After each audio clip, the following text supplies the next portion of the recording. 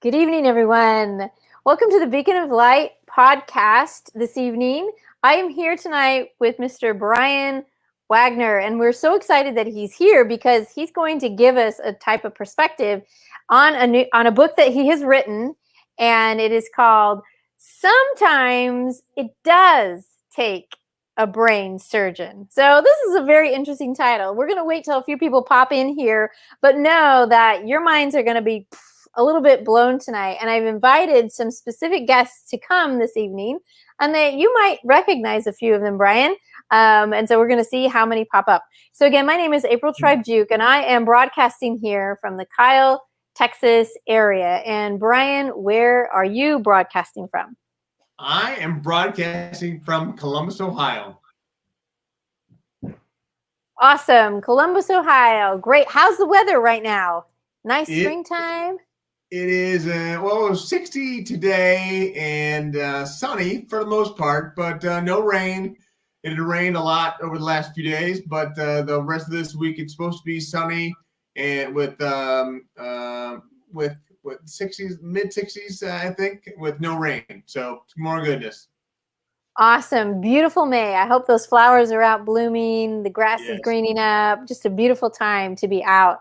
And such a great difference compared to last year. And we're getting out a little more and just enjoying so many more things. So awesome. Incredible.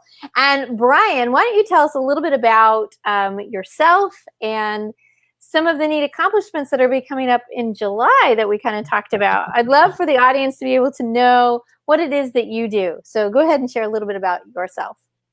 Okay, well, the most important thing, I'm a child of God, by the way, but I also am a father of three. My kids are 26, 23, and 21 years old. They're almost all of them are out of college. The youngest one will be going through his senior year next year, and they're all great kids, and they do a very phenomenal job. They're just great people to be with. And then my wife, of course, for 30 years is Connie. She is incredible as well, as you might imagine. But then I also work as a after-school program coordinator at the Ohio School for the Blind, where I help people with and help to make activities for the kids to do things outside of school, so after school, which is part of the federal 21st Century Grant. But the biggest thing that I'm doing outside of that is I'm a speaker, and I speak to organizations all across the country about how they can embrace their own personal blindness to achieve a greater vision for their life, which is really the premise of A Radical Vision, which is the company that I started, if I can say that. But really, with that, I'm also going to be the president of the NSA's Ohio, National Speakers Association, NSA, the NSA Ohio chapter. I'll be the president for that starting in July. That's what you're referring to, April. Yes, amazing. So we've got someone here that really has some great perspective, has had great life experiences, and I'm so happy for your kids, your wife, 30 years. Congratulations. And I know a little bit about Brian based on some of the information that he shared with me, is that he's the youngest of 10, and I love big families. So really cool. And his dad was a tomato farmer. I mean, wow. So you've done a lot of stuff, I'm sure. A lot of different kinds of chores out there on a tomato farm. Each summer, each fall, we would go out to big tomato farms on the U-pick part and pick tons of tomatoes so we can make our spaghetti sauce and chili and all that fun stuff. So I only know that much of the tomato farmers. Every time I smell it, I'm like, wow, it's fall time. I love it. Great stuff. Great stuff. So I want to hear about this book. So you can see it running on the ticker behind it or underneath us, and it's called Sometimes It Does Take a Brain Surgeon. So what does that mean? What are we talking about here, Brian? Well, when I was 10 years old, I first had my first problem with my brainstem, or my brain. where I had hydrocephalus, which built up of fluid on the brain. And so I ended up having a tube or a shunt put into my head. It runs into under my skin, all the way down from my head all the way into my abdomen, and it drains the excess cranial fluid from my brain to my abdomen. That was the first instance I had of issues with my brain. After that, I had in 1992, I had been diagnosed with a cavernous malformation. A cavernous malformation. Hey, Laura Shortbridge. Hi, Laura. Short Ridge, not Bridge. Yes, I was young as 10, but thank you. So really, with that, in 92, they diagnosed me with a cavernous malformation, and this CAV-mal, for short for cavernous malformation, it is a malformed blood vessel, and they can form anywhere in your body. Mine just happened to have formed in my brainstem.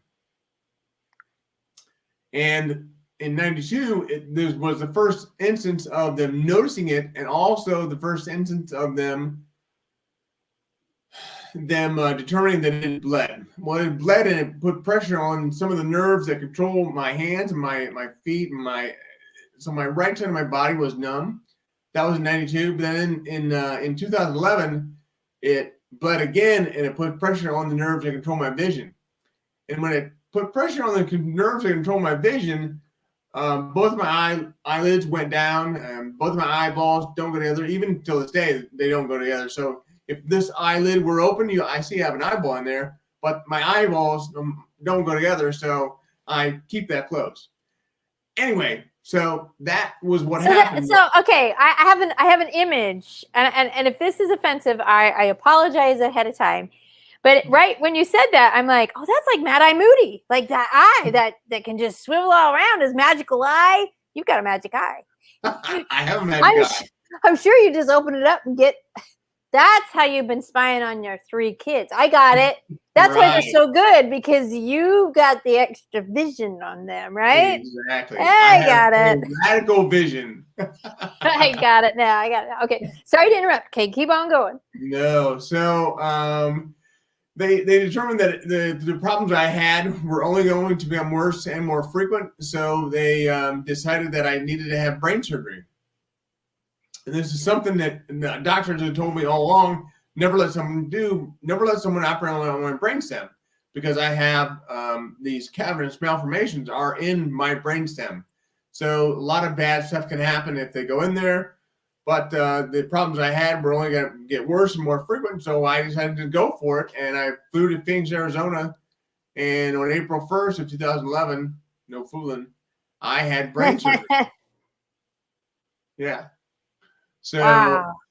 Yeah. Now, was this something you were awake for? I know, like, some surgeries you're not awake, some surgeries you are awake when it comes to brain surgeries. I mean, it's so different, so I don't know. I was not awake. Okay. Yeah. Yeah. So, my wife was there with me. One of my best friends was there with me. And one of my brothers was there. So it was an interesting time that seemed to last forever at the time, but really looking back on it, it went by in the blink of an eye. No pun intended. I was gonna say just one eye, right? A blink of one eye. Right. But after that, I knew I had a friend who encouraged me to go see this guy. His name was Kerry. And Kerry Oberweger, who you know as well, had just written one of his books. His book was The Deeper Path. And The Deeper Path is all about understanding your purpose. And that book really, I mean, I was able to read it for one, which is odd, being a person that, one, doesn't read, two, can't see, and three, I don't know what the third thing is, but there's got to be three. So the fact that I read that book and joined his tribe and went through the cohort for all that. Yes, thanks for the recognition of the puns, Laura. But the recognition that I went through all that, and I was able to go through the deeper path cohort was incredible. But I've come to understand that what I was meant to do, and part of it was to write a book, part of it was to to speak, part of it was to do other things. But first and foremost, I was not supposed to quit my day job, so I didn't do that for about 6 years. But I did, in that time, I did write the book, and I really wrote the book with the intent of leaving something behind for my kids. They were 11, 13, and 15 at the time of my surgery. So the idea that something might happen to me after I had surgery or years after I had surgery led me to, I just wanted to have something for them so they would know who I was. And if they ever had kids, they would be able to tell them their kids who their grandpa was. With that book. What a great legacy. That's a fantastic way to think about instilling something for the future, and not just for your, for your own gain, but for something really to leave as that legacy.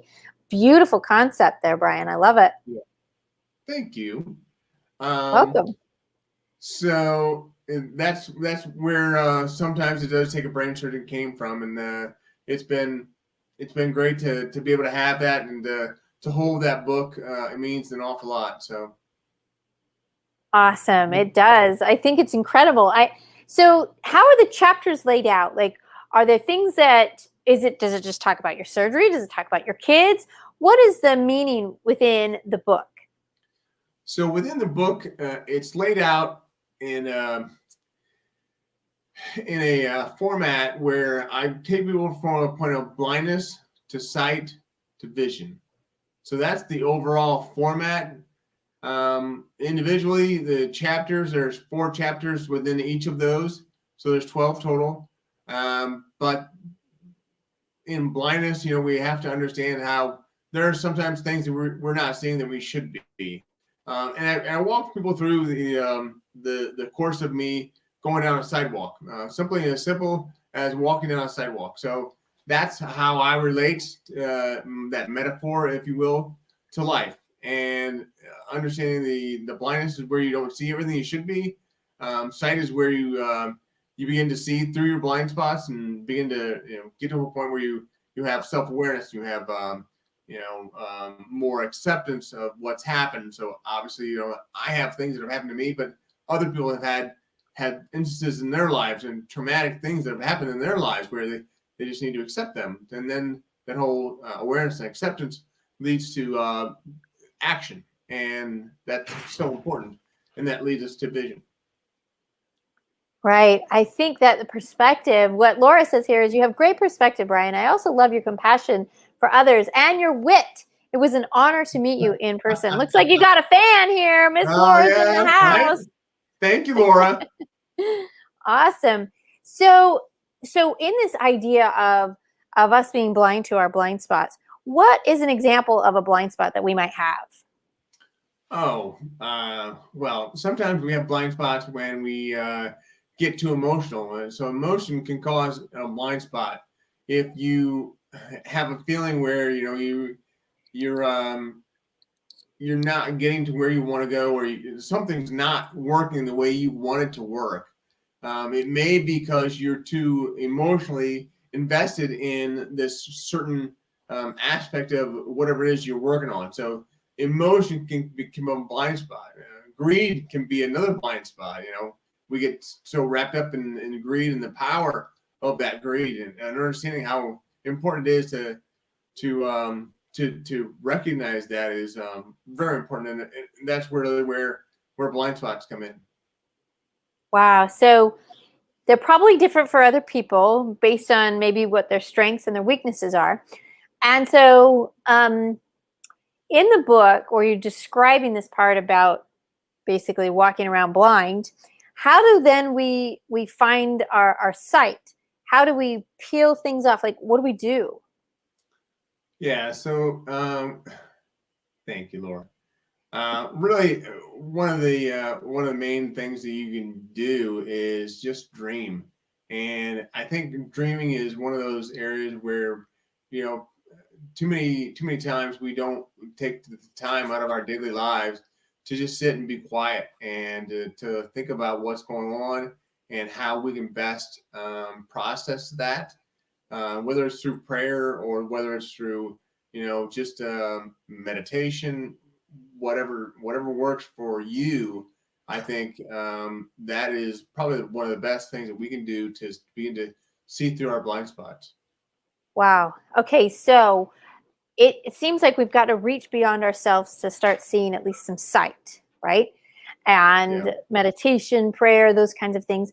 So how do we get the vision? Like, how do we come to that part? Like, what happens next? Yeah. So for vision, that's really where I started to understand once I had vision, or once I got to a point where I had vision. That was where, with the deeper path, that helped so much to understand. First of all, I had a dream, and as Kerry does, he walks through this with Chet Scott's information that he's put together in terms of developing your opus. But first of all, you have a dream. My dream is to be able to speak in front of people and to give them motivations and inspirations to live their life differently.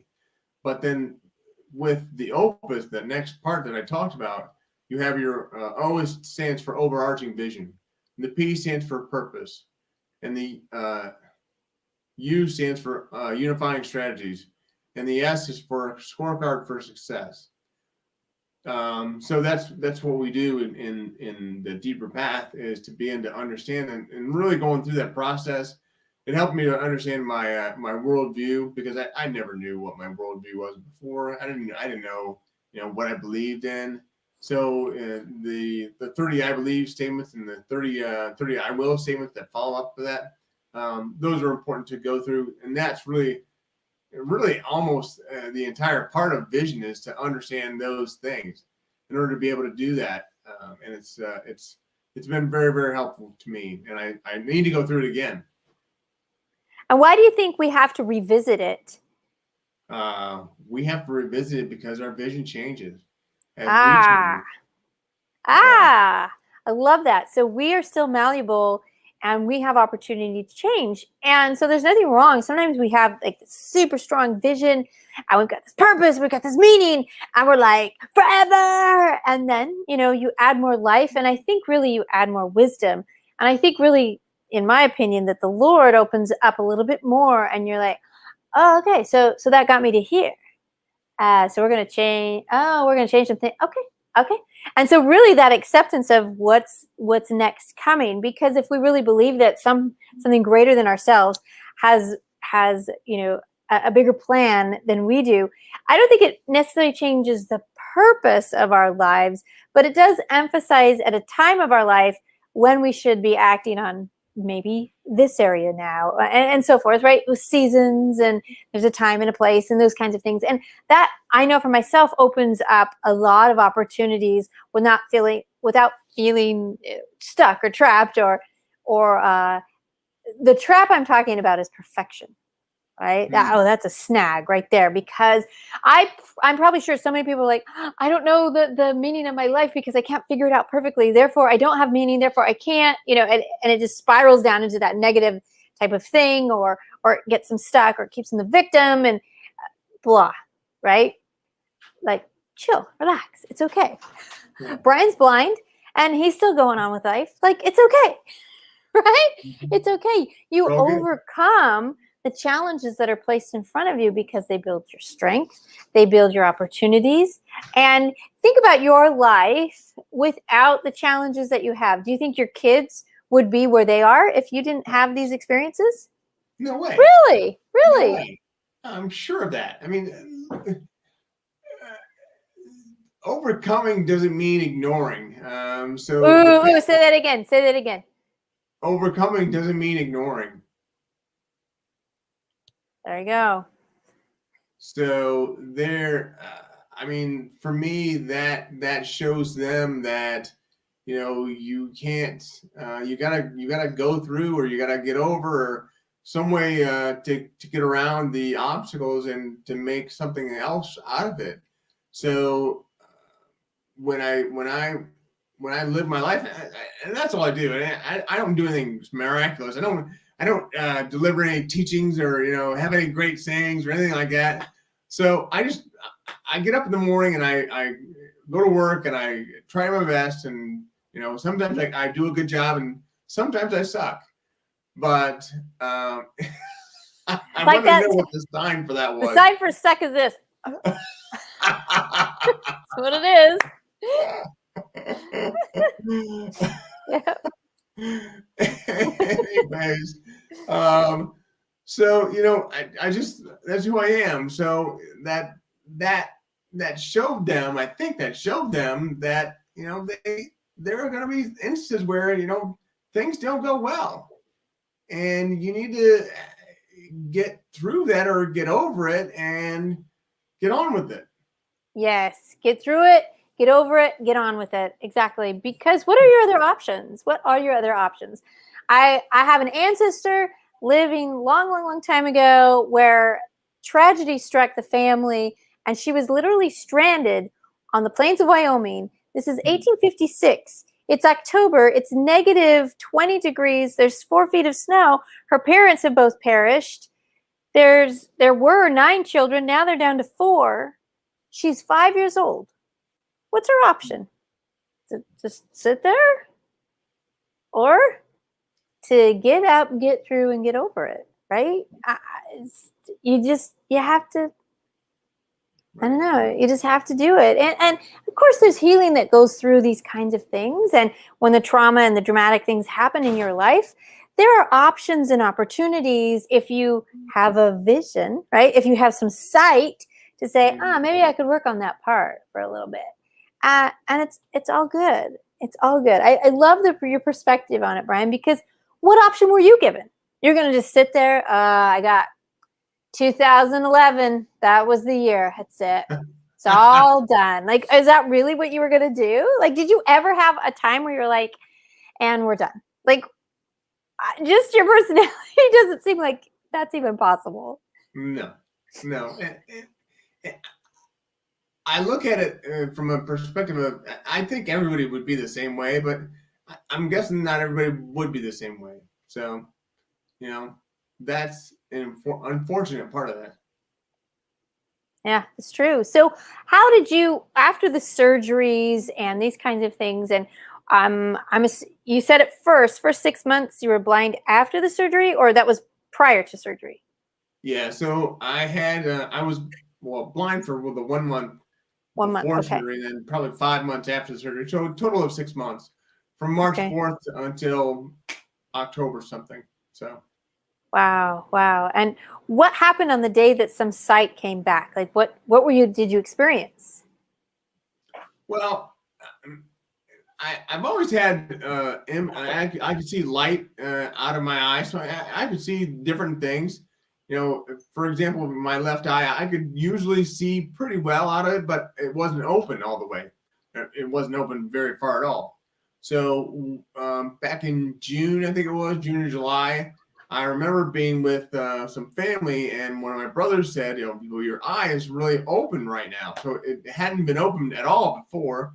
But when it opened, that allowed me to be able to see better. Because if I didn't do that, I would have to walk around every day like this in order to be able to see. So this is how I would be able to cope and read a computer or read a book or whatever the case may be. So this is how I live my life. And as you can imagine, my fingernails were really important to be cut well.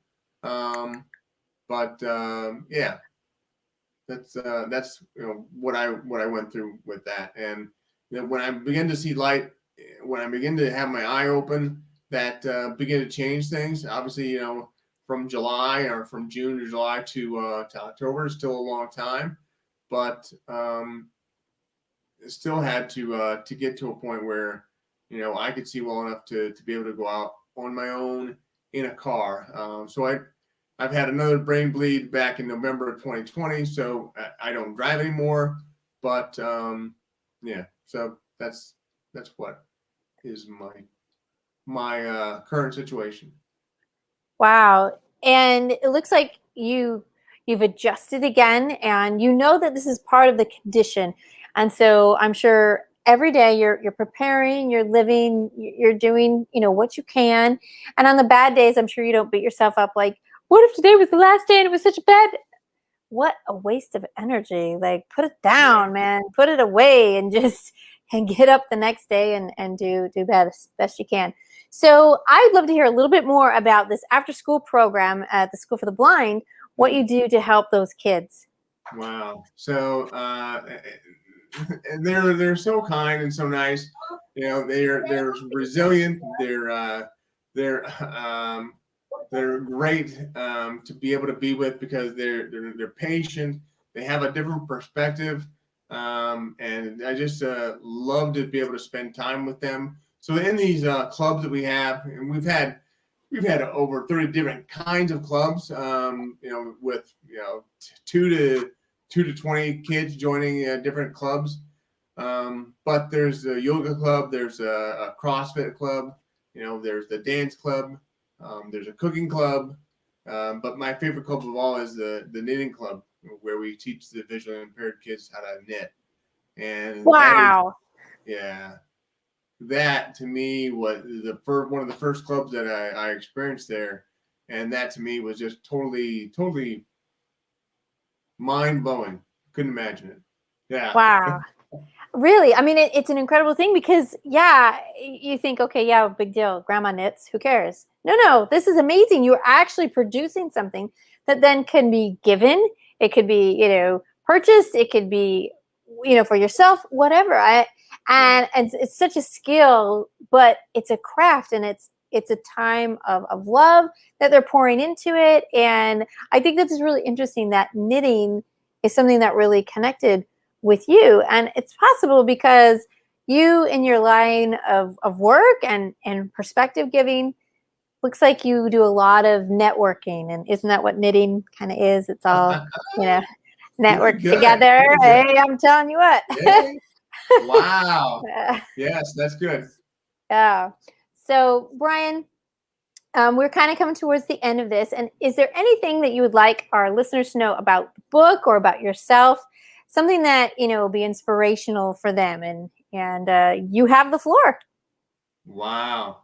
So the latest thing that I've been working on, and thank you for so much, Laura, but the latest thing I'm working on is making sure that people understand how to encourage other people that are different from them. So, I have a speech impediment. I have a tube in my head. I have vision impaired. There's lots of different things going on with me, but I still reach out to people, and I still want to make sure that I'm encouraging them to do better. And it's probably one of the things I do a lot with my own kids, is to encourage them. But there are so many people out there in the world that need encouragement. They need somebody to tell them that they believe in them. They need somebody to tell them that they love them. They need somebody to tell them that they're doing a good job. So that's why I would say the most important thing that any of you can do is to encourage and love other people. Awesome. And that is perfect way to end a Beacon of Light podcast, is to reach out to others, love others. Wonderful. Brian, this has been a phenomenal time tonight, and I'm so grateful that you were able to show up and be here and share with us a little bit about yourself. Everyone, get to Amazon and get that book. Sometimes it does take a brain surgeon, and it's the truth, right? So everyone, reach out there, get that book. You can also see it. There's his website, radicalvision.com. I know Brian hangs out a lot on LinkedIn and on Facebook, so reach out, share with him your information, and I'm sure he'd be willing to help. And anyone out there that needs any supports with some of your own blind spots and your own vision, reach out to Brian. That's Brian with one eye, right? You got it. You got it. I got it. I got it. Okay, everybody. We'll see you later. Bye-bye. All right. Thank you. Bye.